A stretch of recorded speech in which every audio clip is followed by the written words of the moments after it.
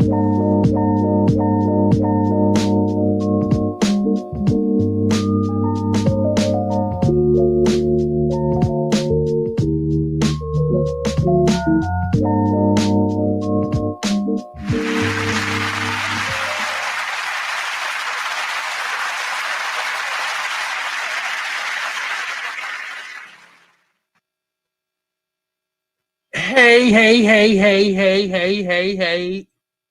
Oops. Did I do it? Sorry. I was fixing my camera and it messed up. So, how's everybody doing? I am your host, Nate. We're here live on the Artist Exchange radio show. We have a guest coming up today. Well, he's been on the show before. He's an author, teacher, and a businessman. So he's going to tell us a little bit about the business of being an author, as well as giving us a little bit of insight on his latest book that he has coming out.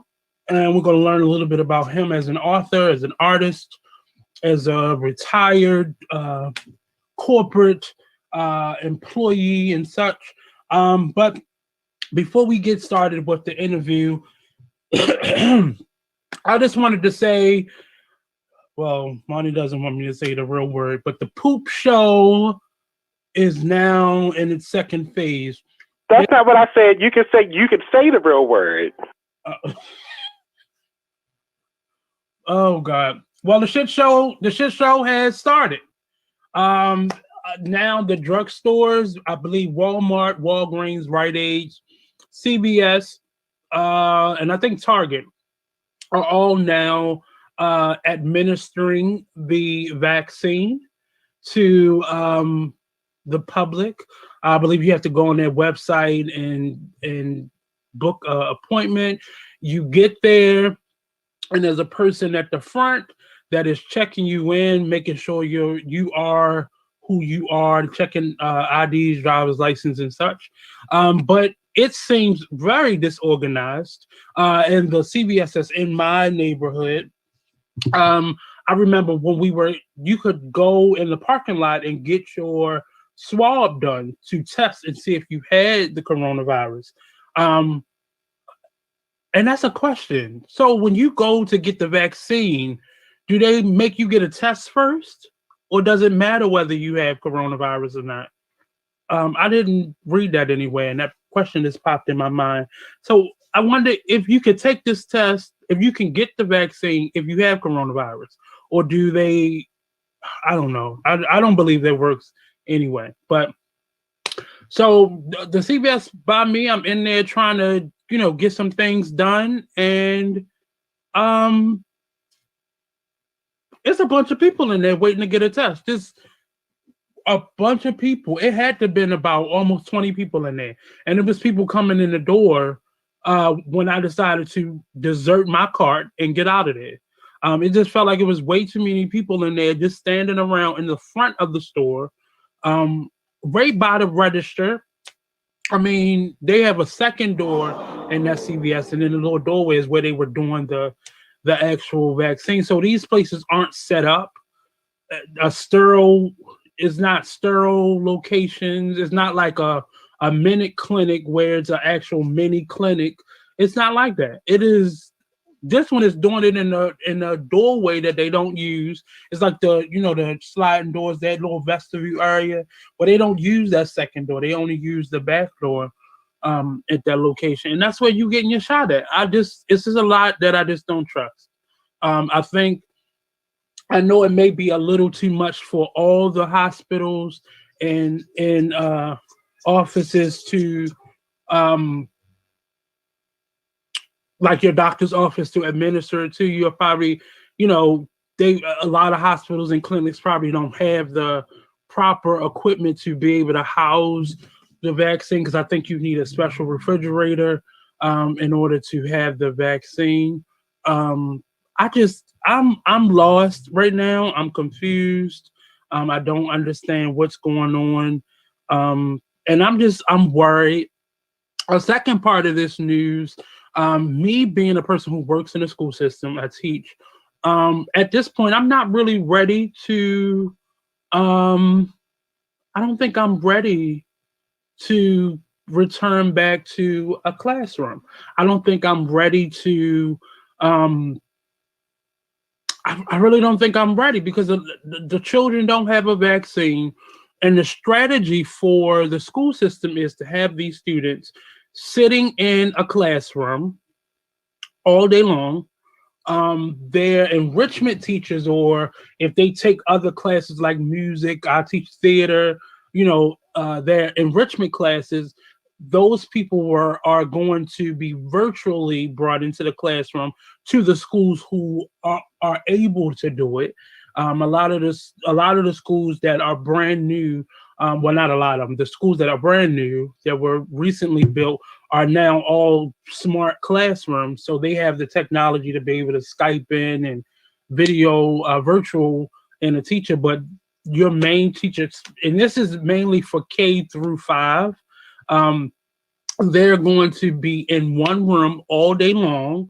And that's not abnormal because for the most part, outside of their enrichment classes, which they may have one or two a day, um, they are already, but they're used to moving around to the classrooms where their enrichment classes are. But I don't know how this is going to work for, I just don't know how this is going to work. I don't know if we're ready. And someone sent out a meme. Well, it's like a little post that a lot of people were sharing, and it was saying the same people who are vouching right now for children to go back to school when most of them are in virtual situations with their jobs, especially the people who are the administrators of the school.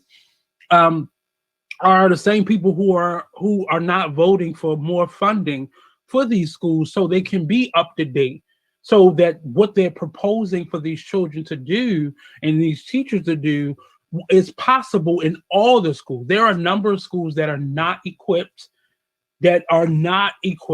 Most of these schools still don't have effective heating and HVAC systems, but yet you want these children to go into these buildings and be sitting ducks.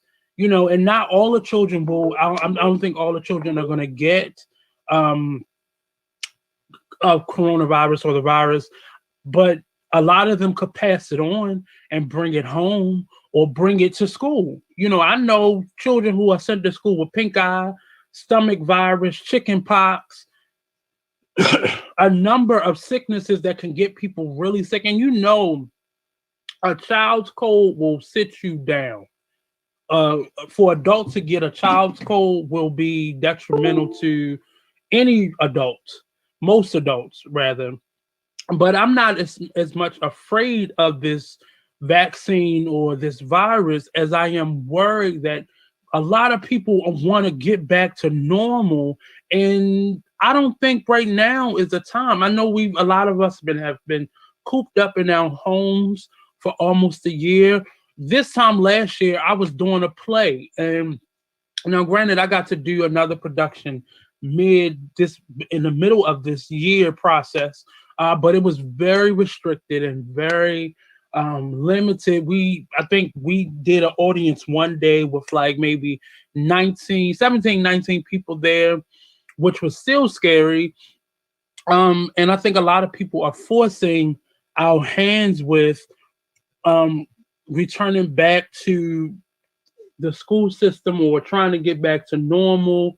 And one of the things that is puzzling me that what people don't realize, the United States right now has the highest number.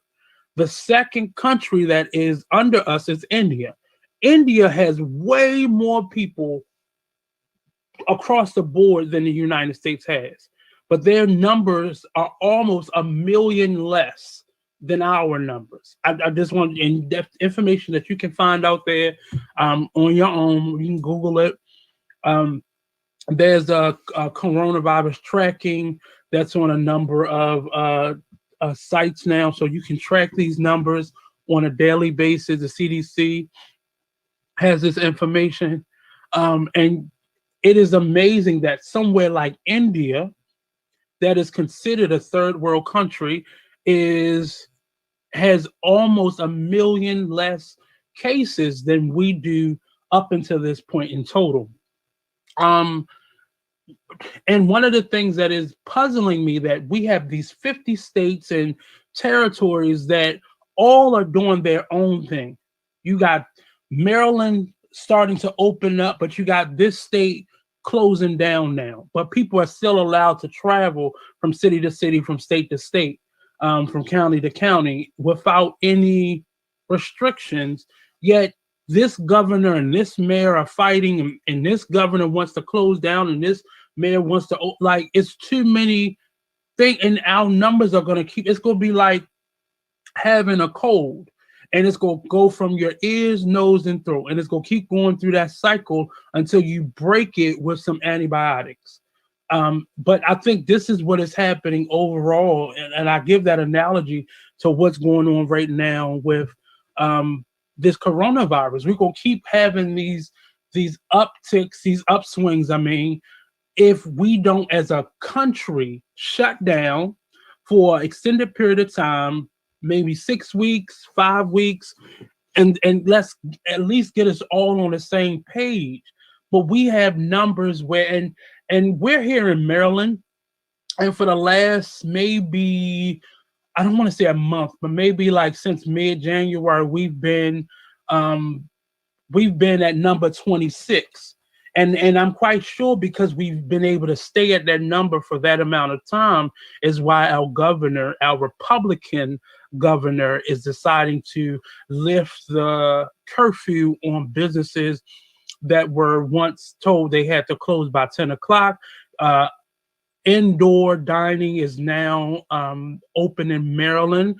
I know our mayor is deciding to do other things, and he's going back and forth on what to do. But, you know, across the country, places are allowing indoor and outdoor dining to continue to happen, or with a little bit more people, I think up to 50 or 25% capacity.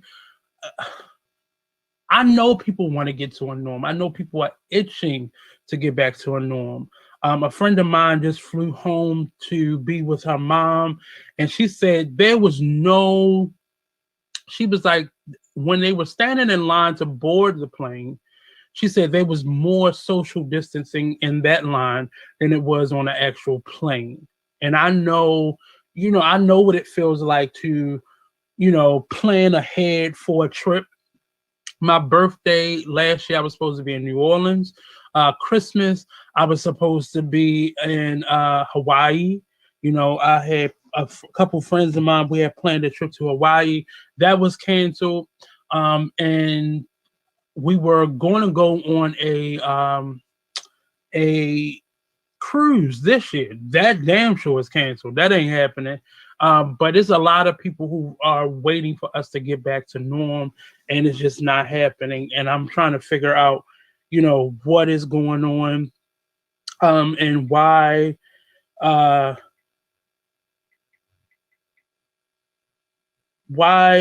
our leaders are not putting a bigger foot down when it comes to across the board.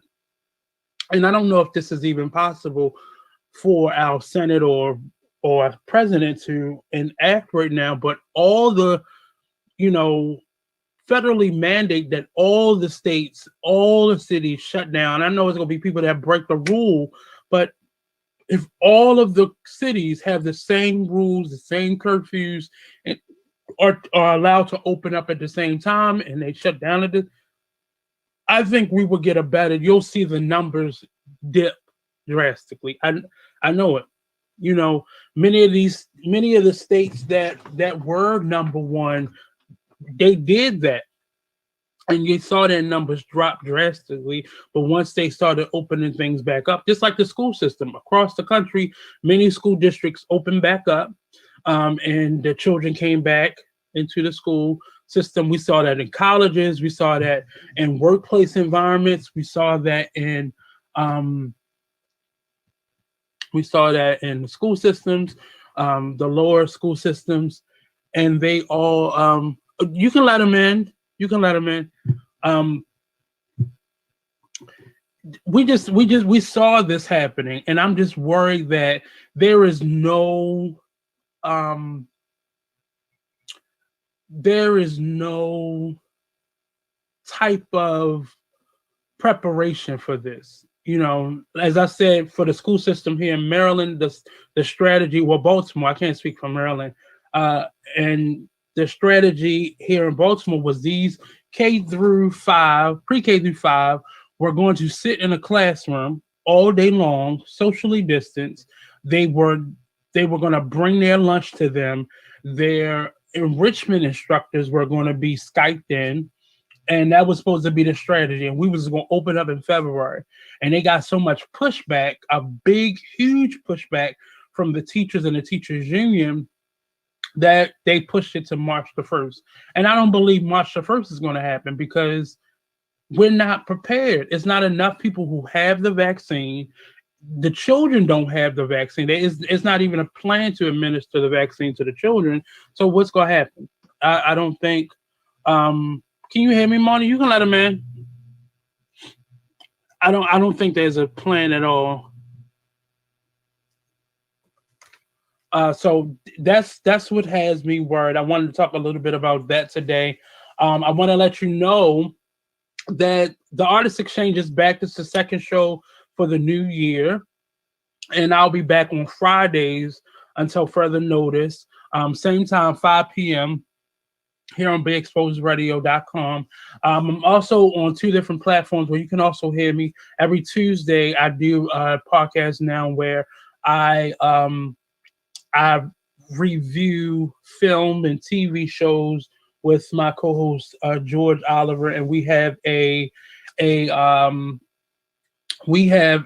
special guest coming in every week now. So stay tuned for that. That could be found on Facebook as well as YouTube and Instagram at the Binge-Worthy Podcast Series. This Binge-Worthy Podcast Series. And we've had a couple of great shows. Our first show for the second season, we gave a tribute to the phenomenal Cicely Tyson after she passed. So watch that episode. I didn't do a big to-do with it, but I just went over a lot of her films that are not as well known, and just showed the girth of her career, the dedication she had to being a positive image for us all. And throughout Black History Month, we're going to do a lot of Black films that were very impactful to our community. So that's every Tuesday at 3 p.m. You can go to the Binge-Worthy Podcast. You can go to the Artist Exchange YouTube page and watch that live.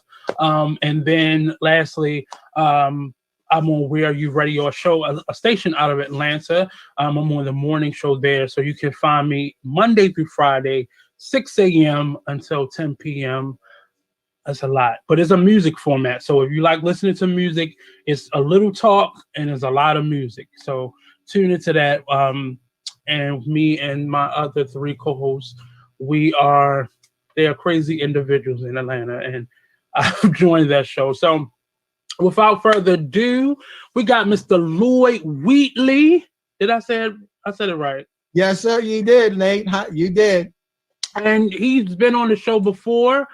He is an author and an individual who has a lot of information, a lot of business knowledge.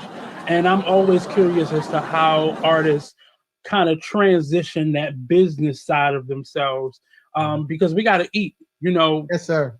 Especially in a time like this where we are at the lowest part of the totem pole when it comes to getting paid, and people seeing us as essential workers. A lot of us have been pushing through, and we're going to learn now.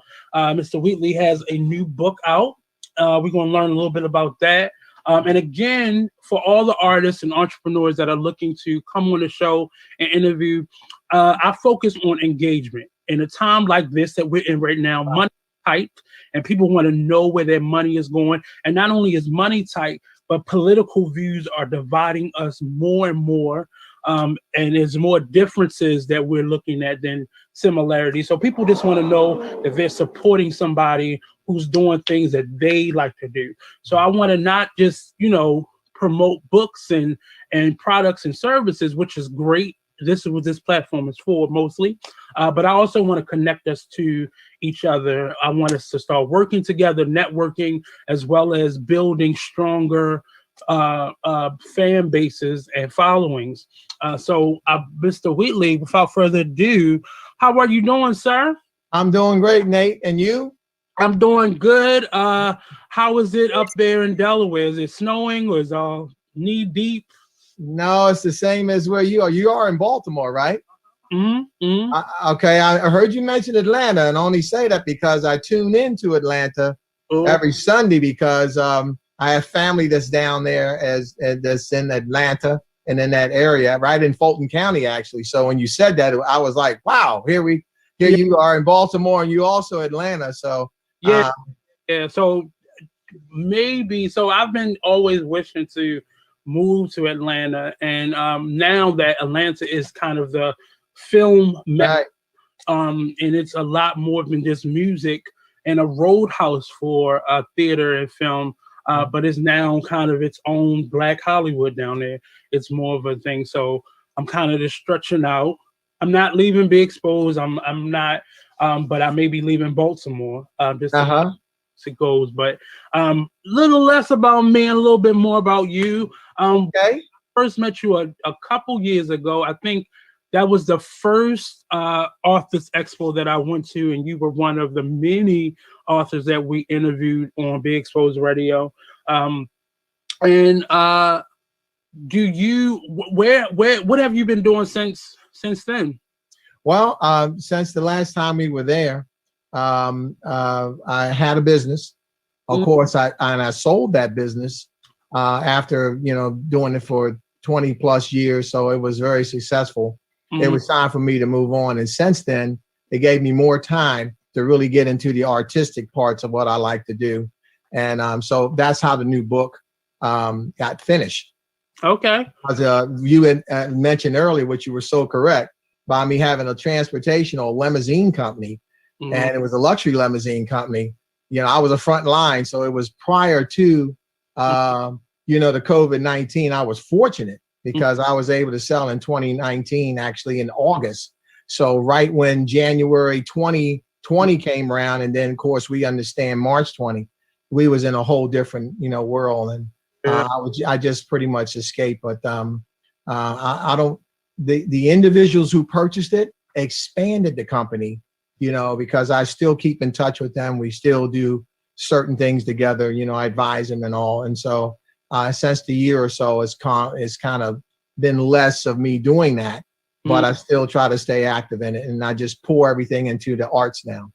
So I'm always interested as an artist who took that leap, and that leap can be scary. Yes, sir. It's never enough, and I think we talked a lot about this the last time. Yes, sir. For enough money you can save up, and you could have a nice cushion that could get you places or get you by. But as an artist, money is always going out.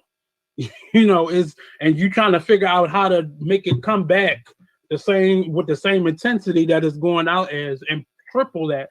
But how have you been able, not getting to your financial, but like say this last year as an artist, how were you prepared to, the unknown? And this year everybody understood, if not artists, but everybody understood what it felt like to be a starving artist this past year. I think everybody got a taste of what we go through on a regular basis. Right. Well, it's been pretty tough. One of them was I had to change who I was doing business with. And so once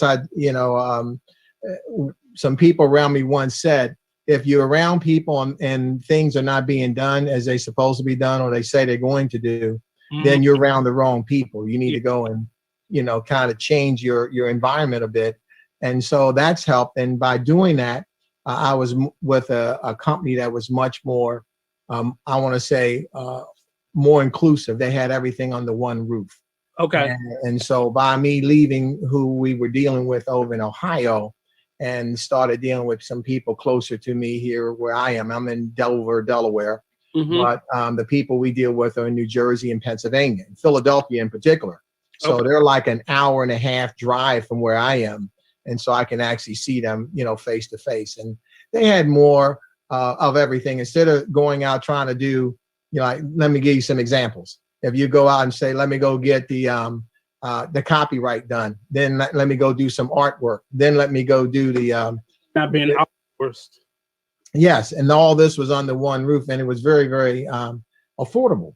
And so once that happened, it was just shows you how the time when I began doing something like this last story, I started 10 years ago, and it was on hold because of as you mentioned, the business was bringing the money in, and that's how we were putting food on the table, was from the actual limousine company. And because I had, it was around for 25 years, I had a tremendous following and outstanding clients and customers. So that gave me a cushion to kind of like try to cultivate those arts and transition. I'll tell you though, Nate, it's a big difference. You said some very key things. I got to tell you this too.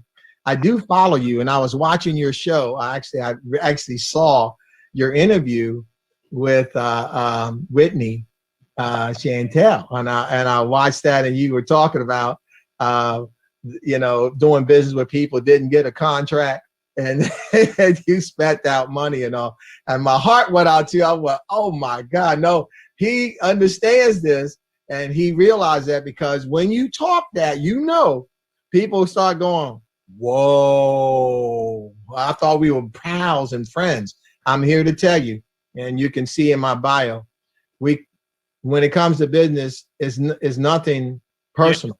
It's business. Good on a friendship. It don't look good. No. People forget your name when you got less to give. Right. So a lot of lessons. I'm saying, I went to college to be an artist. That's what my major was. Actor. I went to art schools growing up. Like, I was always in the arts, but there's no business class. I think all throughout college, I got one economics class. Wow. And that economics class was more about the trends of business and less about my artistry, which is like, I am the commodity. Right.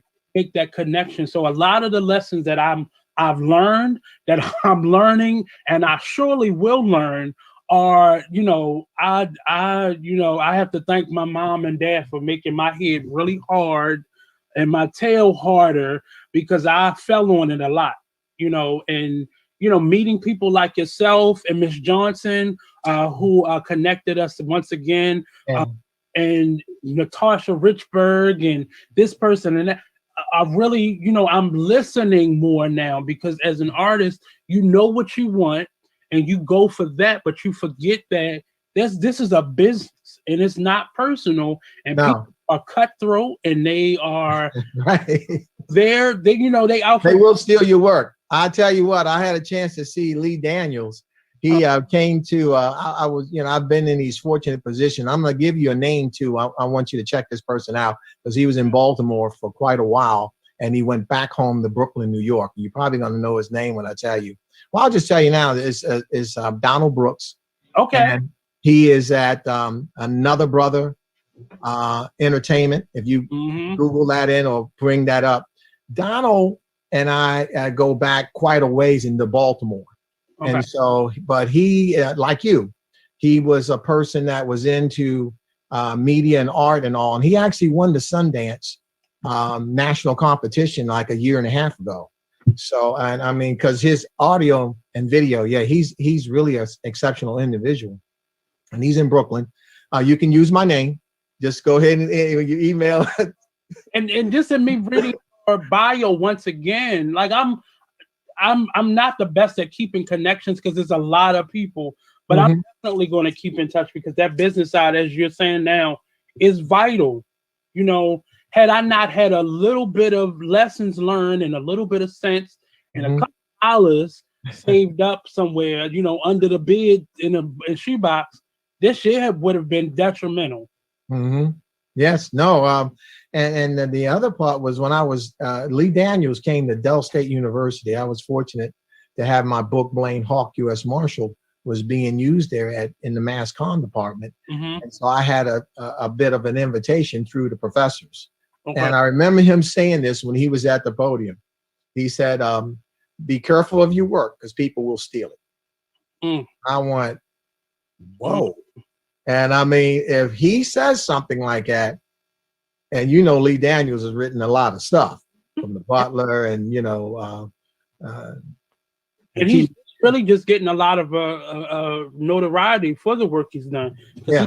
He's doing this. Yes. And when he said that, I took it to mean literally. And that's why I start having NDAs, and non-disclosures. And we make sure anybody we come up, when we start passing out scripts and literary works and things like that, we have to maintain the control. Now, obviously, it's only going to get so far. And that's why you have, for your control.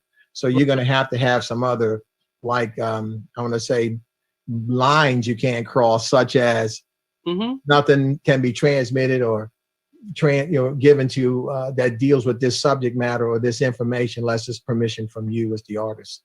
Well, we learned that when films or TV shows or projects in general are coming out, and the companies that are overseeing it, they put a gag order on the people involved in it until it's ready to be promoted, because you learn that there's a process in sharing information. And sometimes we get so excited about the stuff that we're working on, about the process, because we see the achievement happening, that we speak out too soon, and people either backdoor you or figure out a way to do it before you. And, it really, I tell a lot of the younger artists that I work with, I tell them, make sure you own the name that you're using.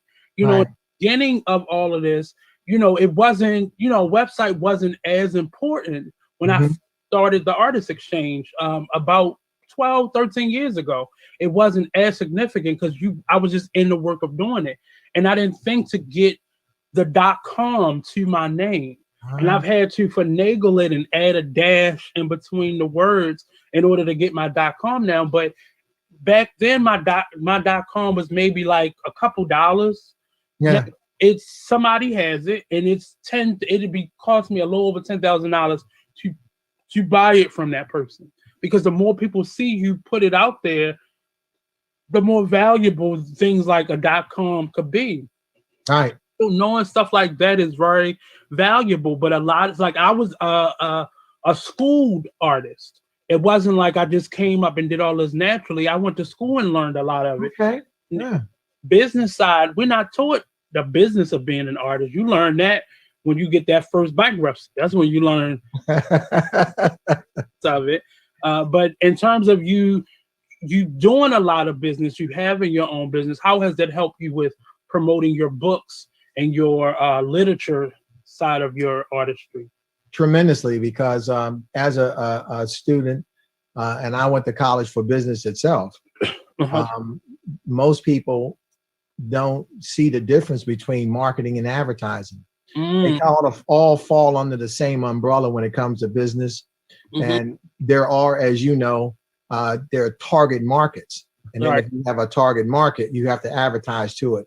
To answer your question more specifically, when we were in the transportation business, we had to face that many times. What is it that we do? Better question, what is it that we don't do? And so when I was able to do that, because one of the things I would tell students when I would lecture in these classes at the at the university, wherever, I would say, what do we have different? We have a vehicle that has 4 tires, has a steering wheel in it, has a seat. It's just like your car. And they would be looking like, that's correct. Absolutely. So what makes it different? Right. What makes it different where somebody would want to use it? And that was what you hear today, a lot of brand. And then it had to do with certain images that we wanted to. Aesthetics was the main important. We made sure everything was always pristine. We made sure it was of the best quality. Okay. I know, and this is something that we have that happens with us as individuals motivationally. We say we like to have things, treat others as you want to be treated.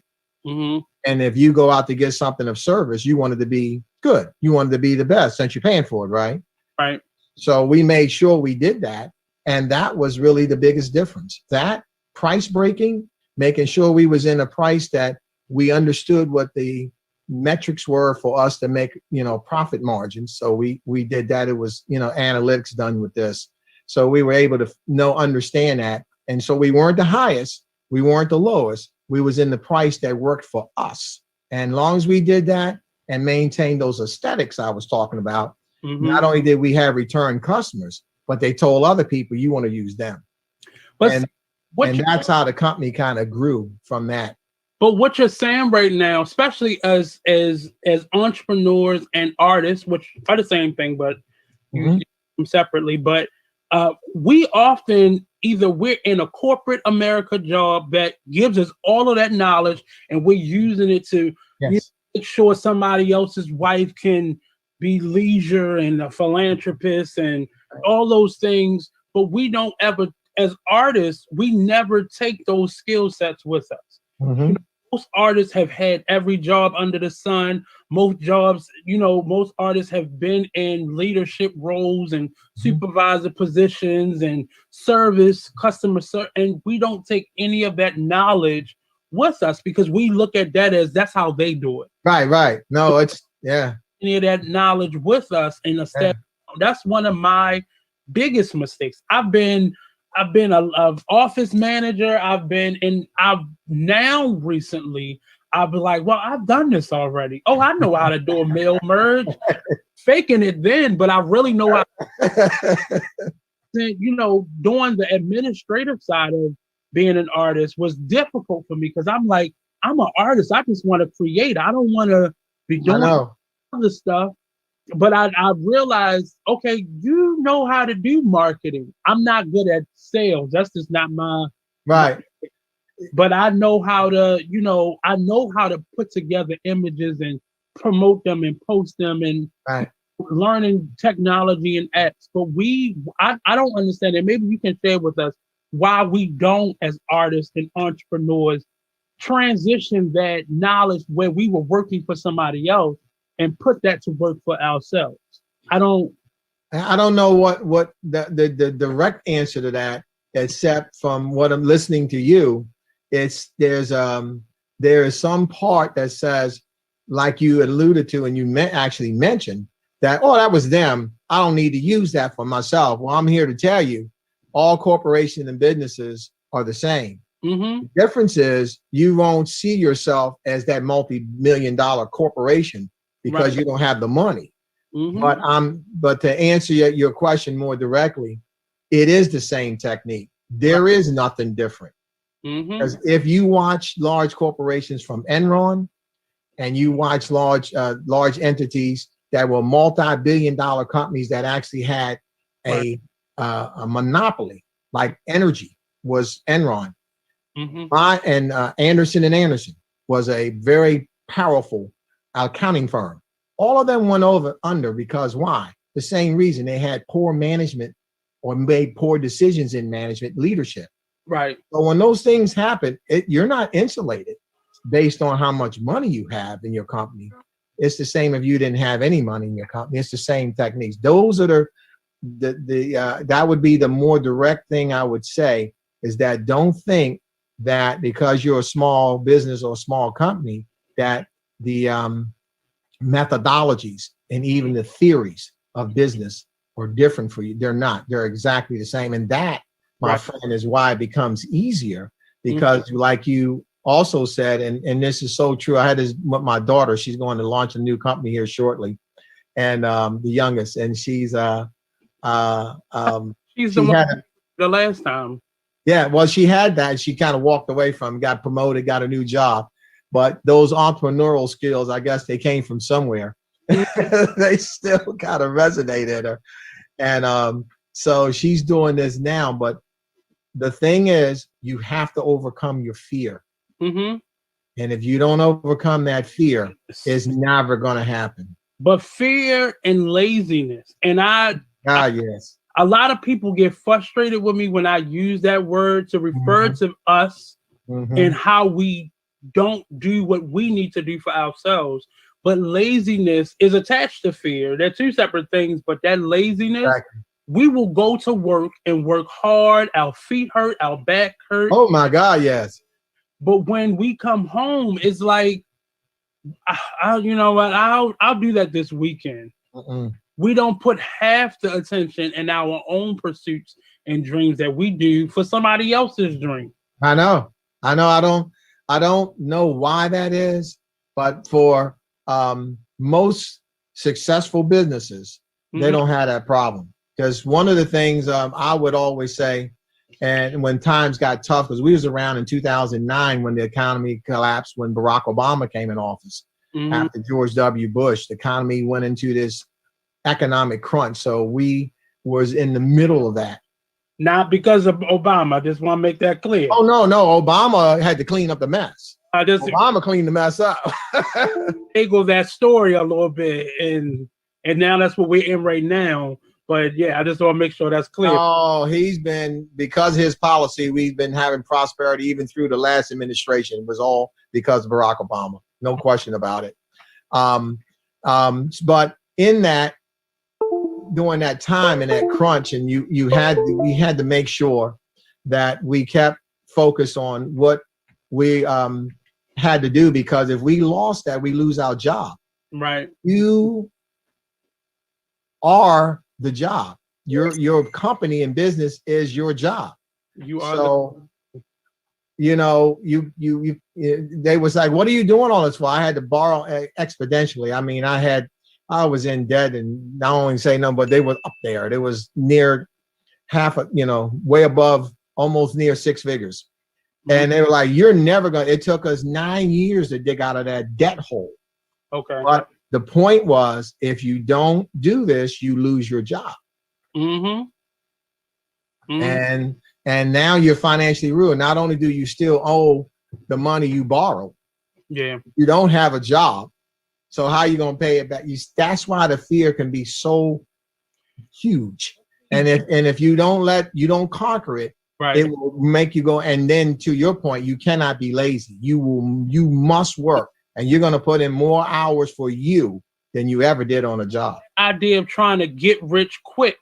That doing work that, I have a lot of friends that throughout this pandemic have been trying to get me to sell Amway, and I'm putting these or those types of companies. And I did that when I was younger. I sold Luca, Avon, Mary Kay.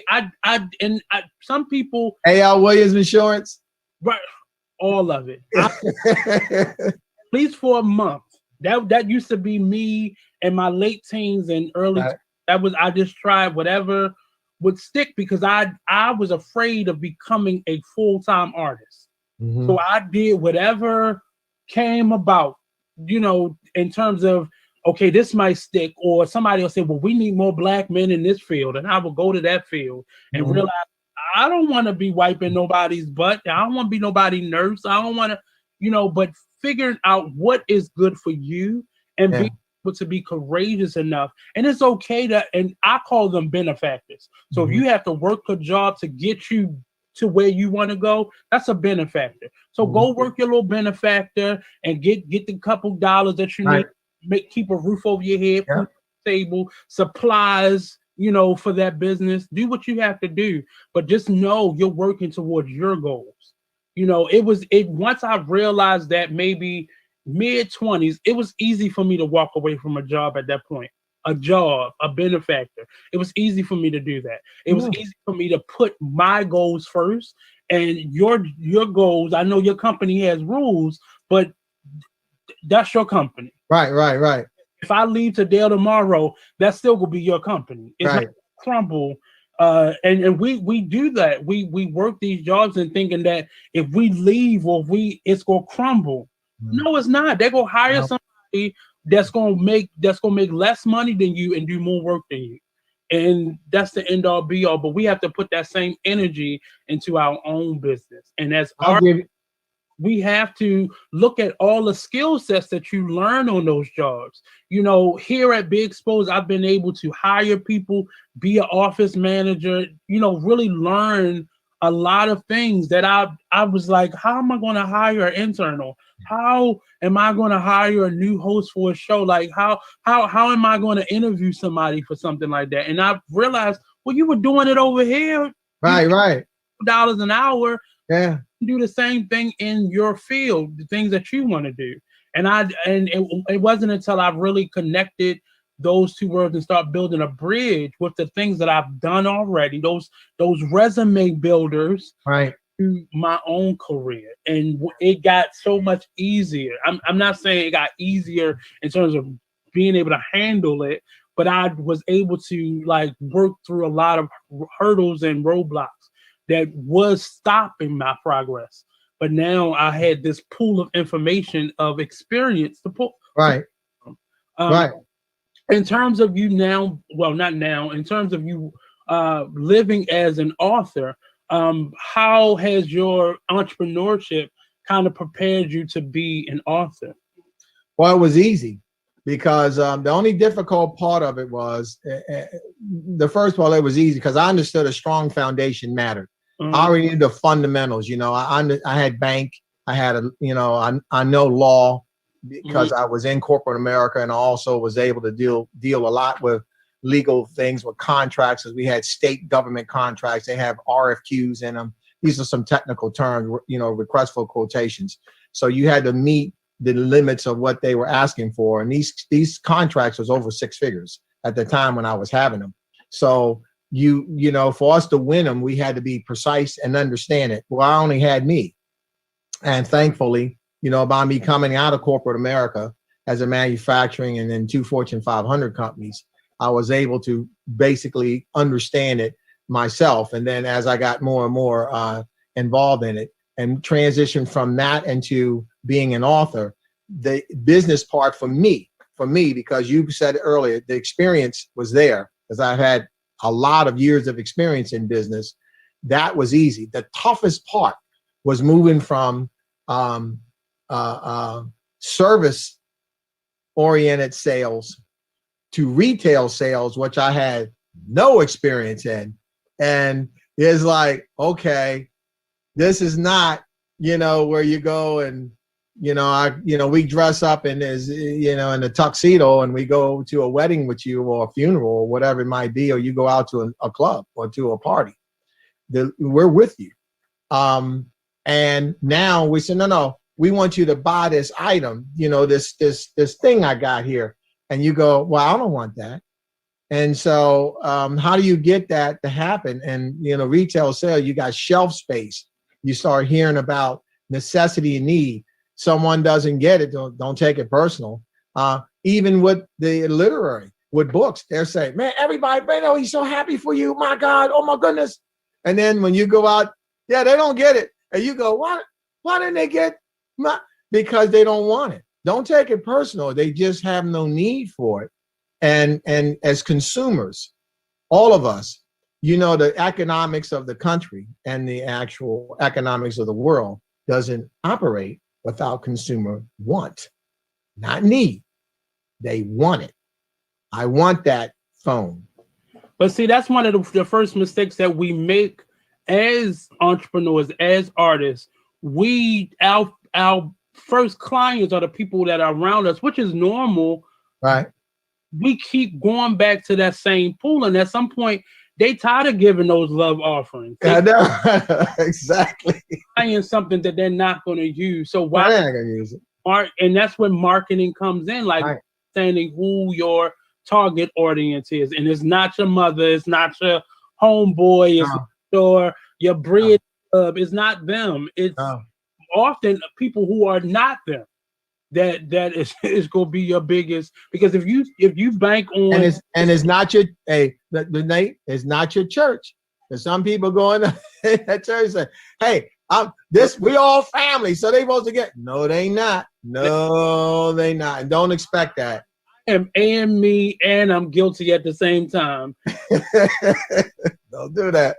And it was certain businesses that I would do where certain environments, like your fraternity, like your church, you would do great. Mm-hmm. Move into another, I was selling tickets for a living. I'm an actor, so I'm selling these tickets to plays, and people like, I went to the last one. Well, this is a whole new place. I know they so right, I but know. life lessons that you learn, and if you're smart and you're quick, you learn them fast. But hard-headed people like myself, I had to make that same mistake a couple times and understand, you can't get rich quick, and things, windfalls happen, and when they happen. But everything starts with a plan, and if you have a good plan, it will unfold, and hurdles are going to happen. Absolutely happen. But if you plan and strategize, even the roadblocks become possibilities. Kind of either they go away. The roadblocks go away. And that's my daughter's still doing that. She has a MBA, and she's a vice president in a major bank. I ain't gonna name the company because she might be listening to this now. and so, but when I told her you have to do your business plan, this was like 8 months ago, and so here you go, and you need, and you know what? I just saw her Wednesday, and she said, I'm just finalizing the last parts of my business plan. She's ready to launch her product. It just goes to show you that when you have, like you meant, when you have a business plan, and that business plan, they're structural, by the way. There are certain structures in it that should be there. And one of them ought to be, you ought to be the individual, the entrepreneur themselves need to be their greatest, I'm going to say, be the best devil advocate that you can be. In other words, whatever you think you want to do well, think of everything can go wrong that you're going to do. And when you have more things on the negative side that's on the positive side, you don't want to do that. Even you know that as the person who came up with the list. But if you have more stuff on the good side than the short, then you want to answer all those negatives, because they are going to come up as you go along and experience. But then when that happens, go back to your business plan and look at what your answer was, because you understood it before the crisis hit you in the moment of the fire, that you said, okay, this is what we anticipated. We had an idea now of how to answer this problem, and now you go and follow it. Right. Why does that matter? When you present things to financial companies and things like that, they more than happy to give you money. But the main thing you're thinking, and they're not saying it, but here's what they're thinking. What is your view of, and what you're going to do for us to make sure we get our money back? Right? I lost your image. Nate?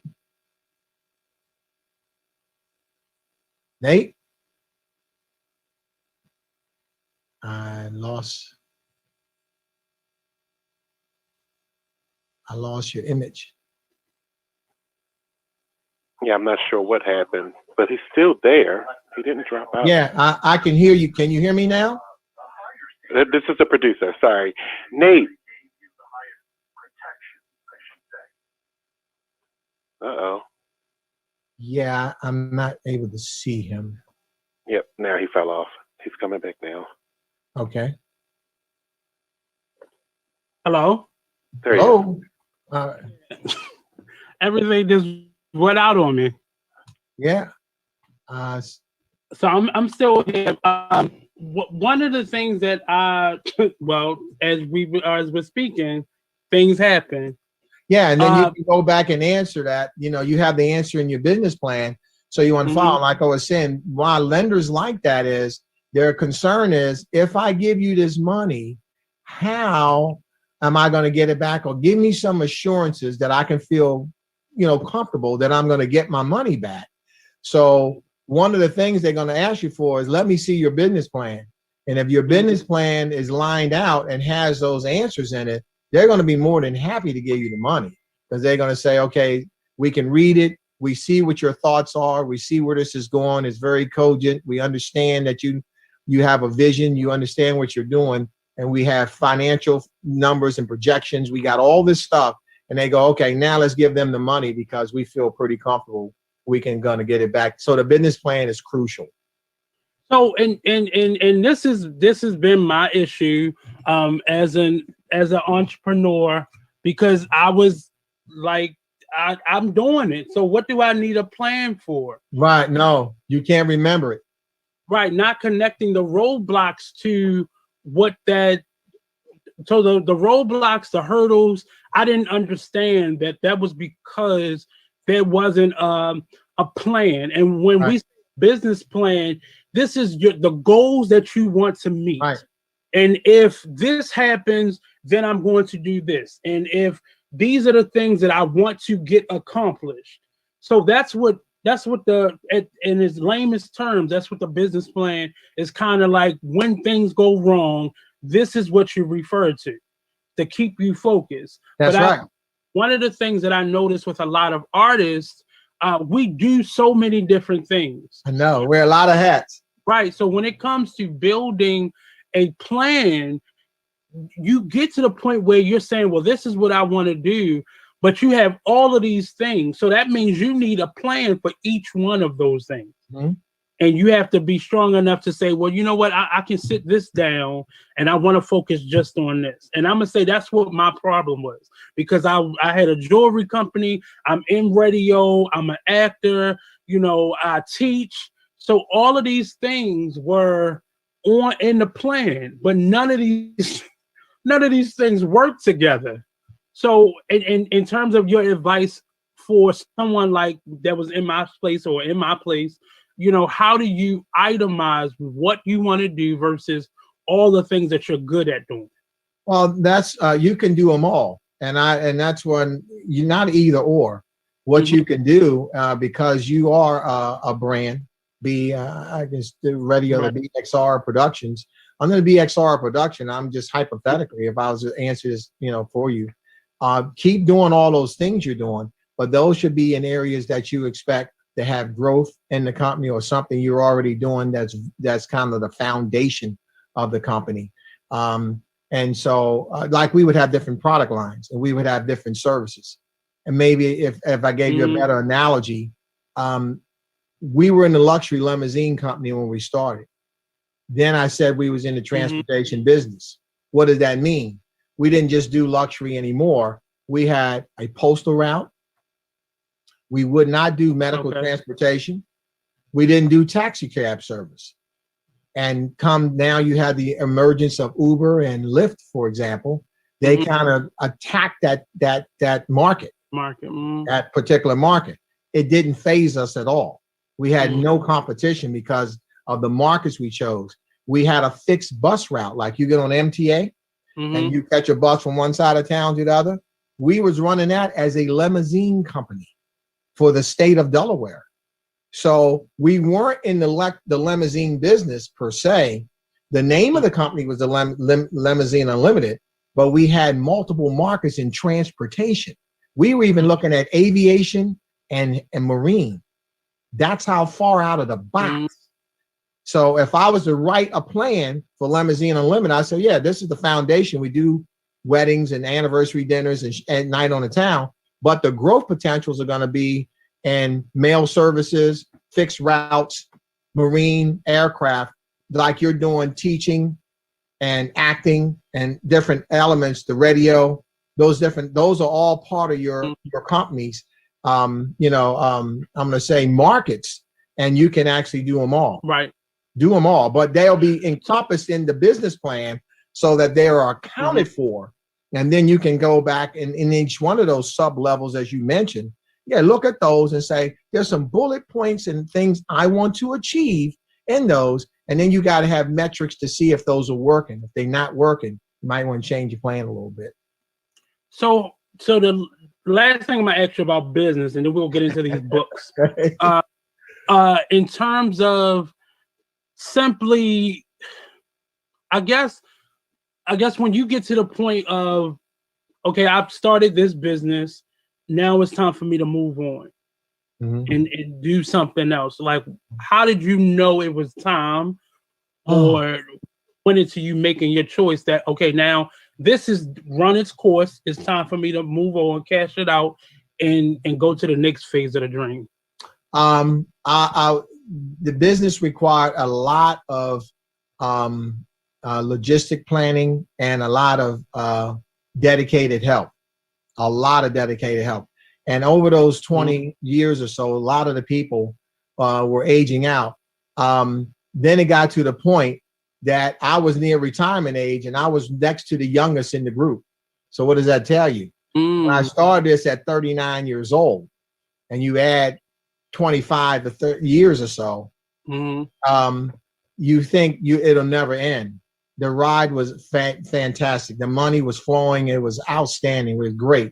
But then it came a time. A lot of people think I started it. Why do I have to close it down? Or exactly. And some got, but to your point, I was like, I don't want to do this anymore because it was a constant chess game that you could never lose. Meaning if you got checkmated, you was out of business. And that haunting and daunting idea finally came home because I avoided it and pushed it so far back in my mind for so many years. I didn't really care and said, we'll do whatever it takes for it to happen. And we were fortunate. But there came a time I was like, I'm just tired of doing this. And I really want to do what my heart really wants to do.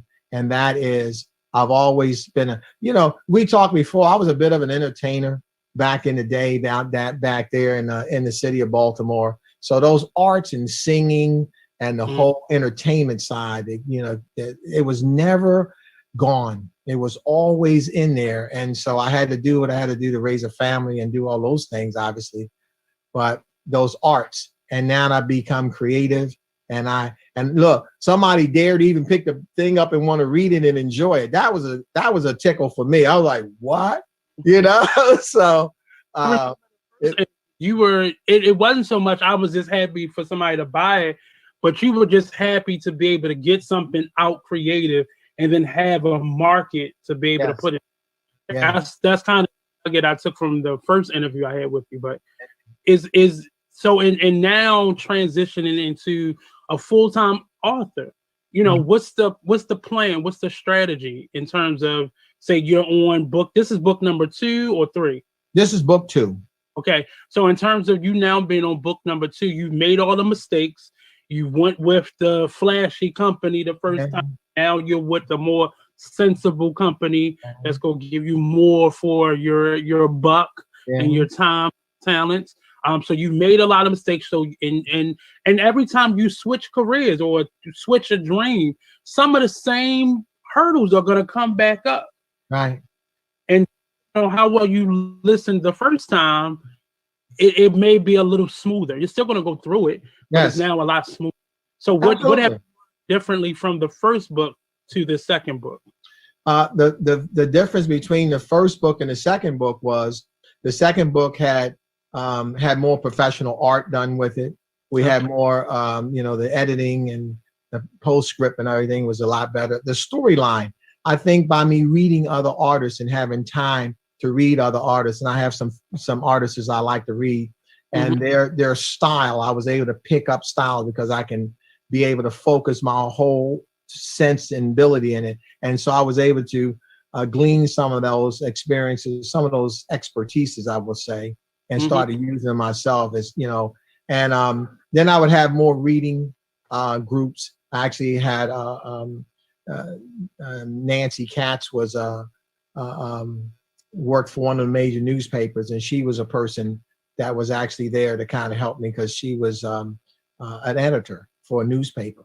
So when you started getting around professional editors, they kind of understand how the story ought to go in narratives. And they were always in there, but they was able to let me be more expressive about it and say, And so when I would get these feedback, they say, I didn't like that. Well, that's good. Stay with that. Expound on the motif in the room, for example. Describe the thing, make it more picturesque in the reader's mind before you get into the dialogue. Like you doing film, I listened to you before about the film, and this, that dialogue is not necessary in film. Sometimes the actor has to do certain things where just their motive or their intent comes across the screen, and they never open their mouth. Where with a book, you have to actually spell out the narrative to make so the reader gets to stay tight to the subject and be able to make sure they get everything out of the scene you're trying to create. Where a movie is a lot simpler, because they say you don't need to say anything, just cross that out. We want you to just give them the look. Give them the look, and they go, "What you mean?" They say, "That look right there." That's a wrap. That kind of thing. So have you been meeting more individuals that are where you are, that are moving into taking their books into other mediums like film or stage or TV? No, I'm trying to be the first one that in my group that's able to do that. I've not been able to come across anybody who's done that. I've read about some one or two here in the local area, but no one has done that. I've been around quite a few people that want to do film, or now that it's much easier and less expensive than it was many years ago, where you had a whole team and you had to get the film. Now you got the speed of a iPhone camera on an iPhone that's at the one that you used to have on your shoulder, that big monstrosity with the battery pack. You don't need that kind of stuff now. And their streaming capabilities, Netflix and others outlets, they're much more accessible. Yeah. And New York, as far as LA and going out there and being with the big film companies, you was kind of locked out. If the Jews and things, I'm not saying it's anti-Semitic, but they pretty much, Metro Goldwyn and Mayer, 20th Century Fox, Paramount Picture and those things, let's face it. If they value in you, it was hard for you to break into it. Yes. And so now with this, where you can attest to it today, the system is much more easier, and you have more opportunity. I think for the most part now, we still need that following, we still need that marketing, we still need that body of people behind us supporting it, because now social media determines whether something's going to get greenlit or not. But now it's just a different marketing strategy. Now you got to appeal to somebody on social media enough for them to make noise. But where are you with? Is it a plan or a strategy, or is it still doing your research on crossing over into other mediums?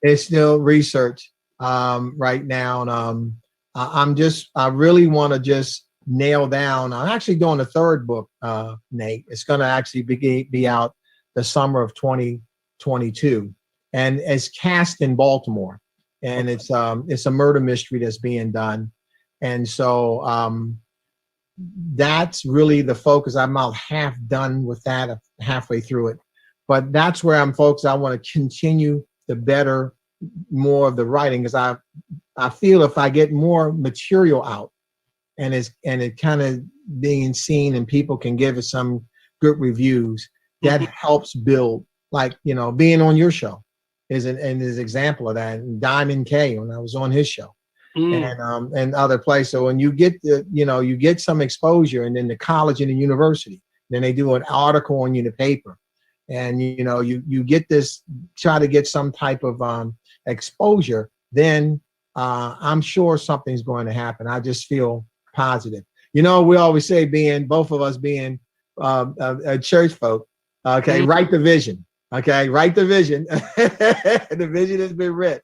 And so I expect that to go there somewhere. I don't want to give it a timeline, but I feel very good about it. I really do. Well, I value that you don't have that sense of urgency that a lot of other authors that I come across have, where they got to have a book out every month, or they got to be cranking it out so much.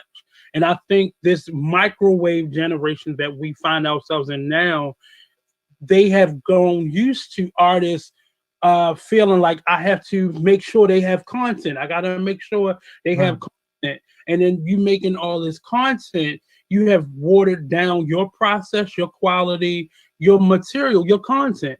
So it's not as it could have been if you had taken that year. I'm not saying we need you to take another 10 years to write. No, I won't be around. At least if you just figured out, okay, in the course of this year, I'm going to finish this book, and then I can do some workshops about the book. so things get strong, and then it's a time when you call on Miss Johnson and we start the marketing and although so there's a process to it again. That feels like what art was when I was looking at my mentors and asking them questions, and then as I became a sudden everything was like this. There was no time to kind of create something. Look at our music industry. There's no longevity in the newer music now because I got to keep getting this out. So the lyrics aren't going to last that long. People aren't going to remember the song in 10, 20 years. Whereas though an older performer, you may not see them as much, but you can hum their song just off the top of your head. Right. So, and I'm liking that to art in general. I value an artist who has patience, and I'm learning patience, and tapping back into that patience that I once had because I was trying to keep up with people, keep up with somebody else. Yeah. And running this rat race, but tell us about your project. Can you hear me? Yeah, tell us about you. You popped out of just a second. Tell about what? Tell us about your latest project, your latest book. Oh, the latest book is called The Promise Keepers, and the Promise Keepers. Tell us about your. So tell us about the book. Tell us, what went into writing it, the characters, and such. Just give us a brief synopsis of the newer book. Okay, the brief synopsis of the book is the characters were created from a scientific point of view. Of course, all of my characters are African American. Okay, they're always going to be in a positive role, and this was a difference from the other book. But the story is these are microbiologists. They come up with a formula that's there to help mankind, where they're going to be able to live above land and underwater. This serum that they come up with because of their brilliance, governments want it. And so conspiracies happen. And of course, they want to use it to make a super soldier and be the most powerful country in the world and all that good stuff. While heroes, or I'm going to call them that, or the main characters in the book, are they have an alter ego.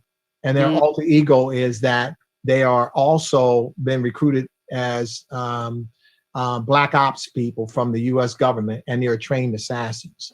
So as the story starts to unfold, these individuals the bad guys are trying to get the formula for obvious reason in black market, and there's a mole and there's a lot of other twists in the book. But the main ones are they deal with conspiracies, they deal with betrayal. Betrayal is probably one of the deepest parts of it. But through it all, there's a reckoning that comes where man believes he's the greatest power on earth, and he isn't. There's always going to be a final say, and we know from a spiritual standpoint that final say is going to come from God. So the main character has a destiny with his purpose, which is somewhat latent in some biblical term, but he doesn't know that until he goes through this particular process of realizing that, and then he has to come full circle to his destiny. And that's what's going on in the story. But it has a love element because I always make sure there's a strong courtship and then a deep romance, in love and relationship. I like to talk about interpersonal communication and dynamics. So I made sure the characters had that. And I want to make sure the story is relevant. It actually is in a factual time. So there's going to be some things in there that are factual. They were pulling from my experiences in the military and all. But the story really is dealing with esteem issues. They want to deal with the, I want to say, heroic actions of certain individuals, because they're almost like a superhero, but not quite. They don't have superpowers. Okay. It's not like a cartoon or Marvel kind of thing, but they have the ability to have hope. And they also there to make sure man doesn't have access to something that he can obliterate and destroy the entire planet. I like that I hear history in it. Of course, I know the love aspect is something that is kind of like a thread as well, but I like how your book kind of encompasses things that you've gone through. So you see like that service industry, or armed forces kind of being an element in it. And I hear a lot of historical bullet points that you kind of include in that as kind of like the action in the story. Are you a history buff at all, or is that just part of your experience? That's I wasn't initially, but it's now part of my experience, and I'm starting to appreciate it more. I was horrible at it, Nate, when I was in school. You could have put me in a corner with the dunce guy. Man, I could care less about history because it always focused on white people. White people saved the world. White people saved everything we did, and that's cool, but it wasn't reality. And I knew it wasn't reality. So as I went forth, and I would say you picked up on some important part here, is that I like to do things with with historical foundations. So I'll superimpose a story into that factual timeline. And of course, it has elements of suspense and drama and things like that in it. People will die. There's going to be some horrific horror things going to be in the story. But I don't use profanities in the book. I won't do that. But you're gonna come close to, because some of the characters, they're off the chain. Some of them are really off the chain. So you're gonna, you get the inference of it, and so you gotta be careful as you read it, because you'll find yourself saying the word even though it doesn't really say it. But if you let your mind go too fast, you'll be saying and say, wait a minute, that didn't say that. Oh, I said it. So, it's one of those things. And it's a way of trying to put some humor in the book as well. And that seems to be, we saw last year with a lot of Netflix series or movies that are coming out. It is becoming popular again for Black people to go sci-fi or deep historical references and cultural connections beyond the African American experience, and have that be incorporated in our overall story.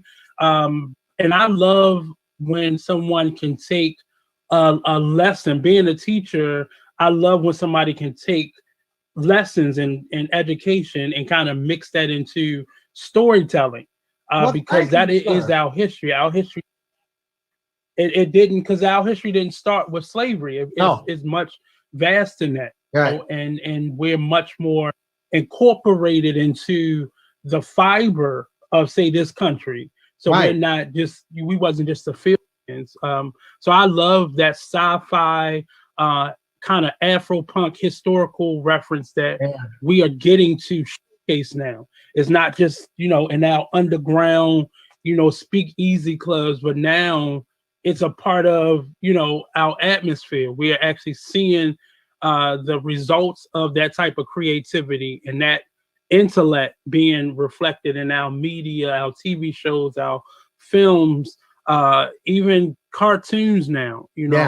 But I would love to see all of this action that you've had in your last two books be translated into a different medium and see what that looks like, and what does that sound like, and what the characters look like. I mean, I am an actor, so I'm just saying, just me, but you're writing these. Yeah, but Nate, you're hitting right on the point. It's interesting because just what you just said about where the film and media has gone, and you start seeing more Blacks in movie and cast, what they're doing now. Just the other night, the Equalizer debuted after the Super Bowl, and it had those exact elements in it. And I was like, wow, so this came out at a right now time. And again, I hadn't seen it. Remember, the book is already printed, so I don't know what they were doing, and I didn't see some of these other shows that they were doing. So this is right in that area. And I was like, wow, I don't know if it was timing was everything, or it was just being, obviously it was, you can't judge where these interests go in music and in film. You don't know where they're going, because, people just kind of see how they start to trend. And this book And this storyline is right in line with what we've been seeing lately, and where you again have Black people that are not in the typical, slave step and fetch kind of thing, and they are actually doing positive things. They're in very powerful roles. They're actually doing heroic things. They got intellect. They got money. They got, they kick your butt kind of thing, whatever, I just like the cultural aspect of it, because we are seen, African Americans, we're seen as a people who don't have a connection to anything directly.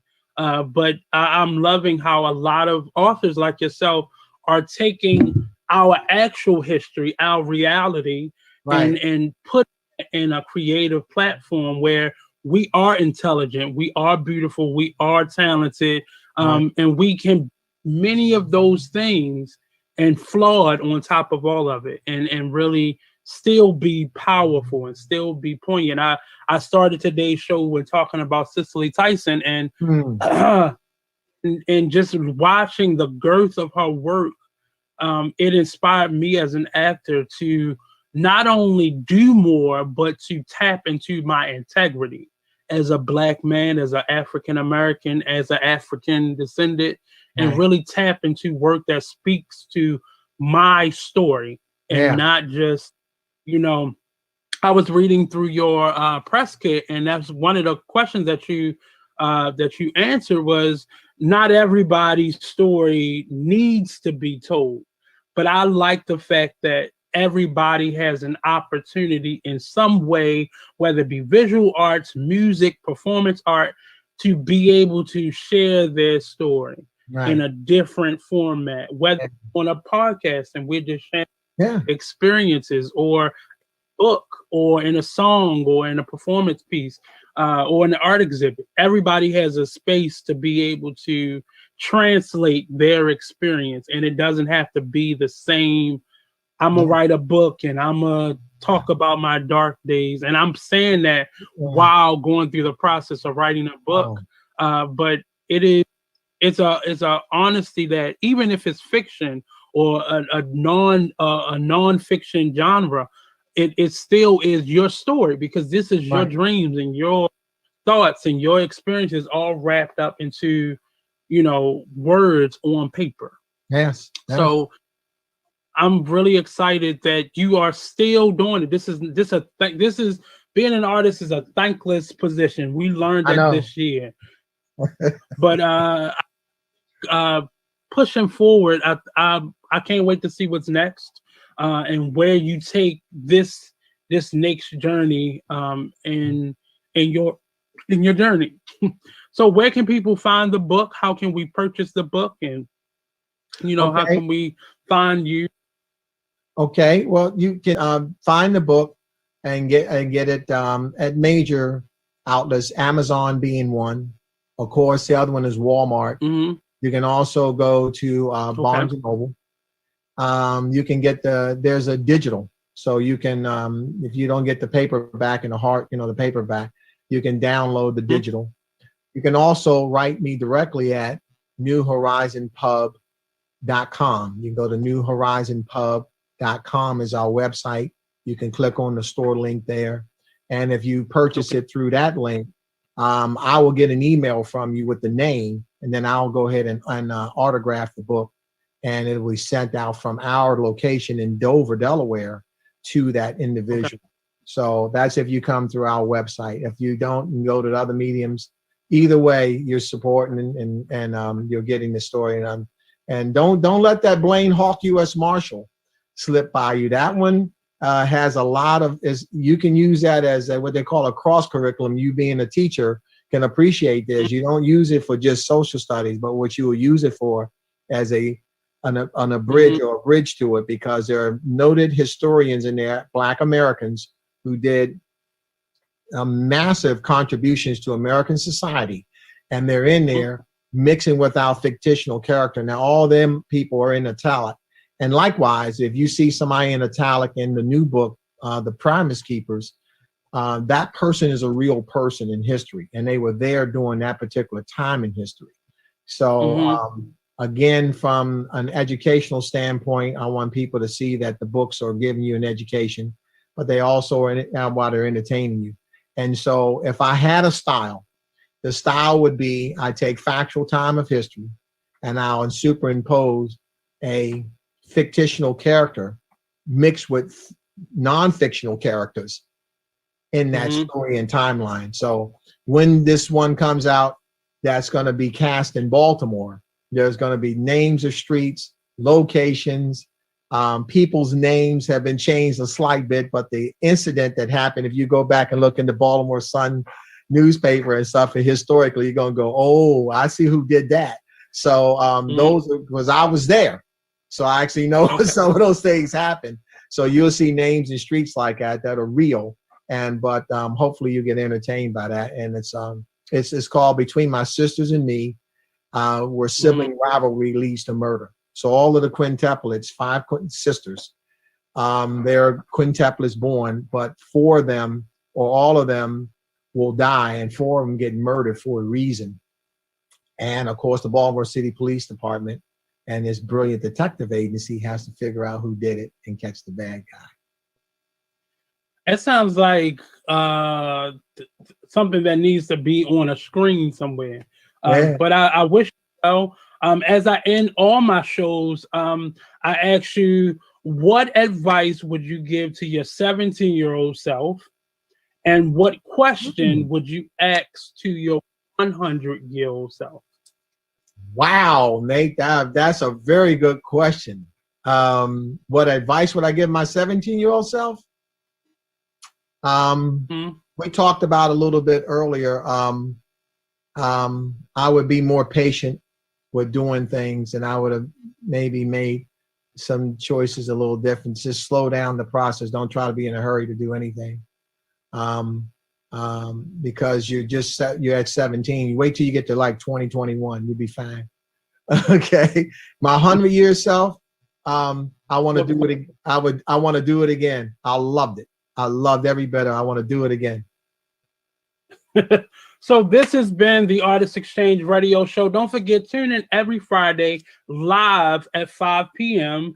To the Be Exposed radio platform, the Artist Exchange Radio Show. You can find us on YouTube, Instagram, Facebook, a little bit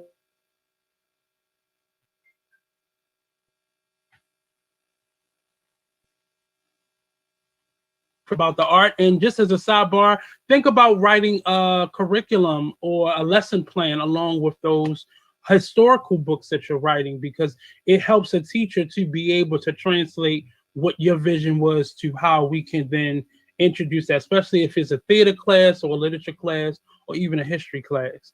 So I'll charge you with that possible. Okay, I will take that. Thank you so much. That's good advice. Thank you. So next up is the Cocktail Social. Join us live on that crazy zany show.